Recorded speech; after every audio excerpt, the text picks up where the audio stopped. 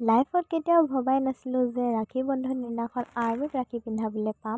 NGO পিনেদি কিনে আমাৰ invitation আহিছিলে যে আৰ্মি কেম্পত মাতিছে বুলি, সেইবাবে আমিও যাবলৈ কাৰণে ওলাইছোঁ। আৰু আজি হয় ৰাখী পূৰ্ণিমা, সেইবাবে আমি ভাবিলোঁ ৰাখীকে লৈ যাওঁ পিন্ধাম বুলি কিনে। সেইবাবে চবেই আমাৰ লগৰকেইজনী আহিলে আৰু আমি ইয়াতে বহি আছোঁ। চাইছে আমাক ধুনীয়াকৈ পুৰা সন্মান দি কিনে বহিবলৈ দিছে চোফাত। আৰু এইপিনে আছে আমাৰ আৰ্মি দাদাহেঁতি। আমি NGOৰ পৰা বেনাৰ কেইটামান লৈ আনিছিলোঁ, সেইবাবে আমাৰ লগাবলৈ কাৰণে সহায় কৰিছে আৰু আমাক উঠিবলৈ নাই দিয়া, কাৰণ আমাক কৈছে বহি থাকা, আমি চব কৰি দিম। আৰু এইপিনে চব ৰেডি কৰিছে। লগতে ডাঙৰসকলে গামোচা কেইখনমান পিন্ধাই আৰ্মি দাদাহঁতক সন্মান জনাইছে। আমাৰ অসমত গামোচাৰ কিমান মূল্য এইটোতো সকলোৱে জানে চাগে, সেইবাবে আমি কিবা এটা কাম কৰাৰ আগতে গামোচা পিন্ধাই সন্মান জনাবলৈ লাগে।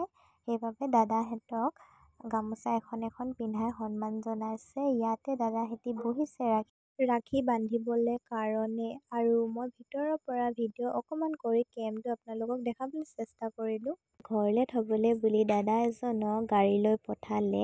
আমিও গাড়ীতে ভিডিঅ' অকণমানকে কৰি ল'লোঁ। গোটেই লগৰকেইজনী মিলি কিনে আমি খুব এনজয় কৰিলোঁ আৰু খুব ভাল লাগিলে যে আৰ্মি দাদাহঁতক আমি ৰাখী বান্ধিবলৈ পাৰিলোঁ, কাৰণ সিহঁতি নিজৰ ফেমিলিৰ পৰা দূৰত থাকি আমাৰ কাৰণে, সেইবাবে আমিও খুব ভাল পালোঁ। আৰু দাদা এজনে গিফ্ট দিছে, চাব দেই, ইমান ধুনীয়াকৈ লিখি দিছে আৰু CISFৰ হয়, সেইবাবে নামটো ধুনীয়াকৈ লিখি দিছে। গিফ্টটো খুলি চালোঁ, পইচা আছিলে। ধন্যবাদ জনাইছোঁ দাদাজনক আৰু খুবেই ভাল লাগিলে গৈ কিনে।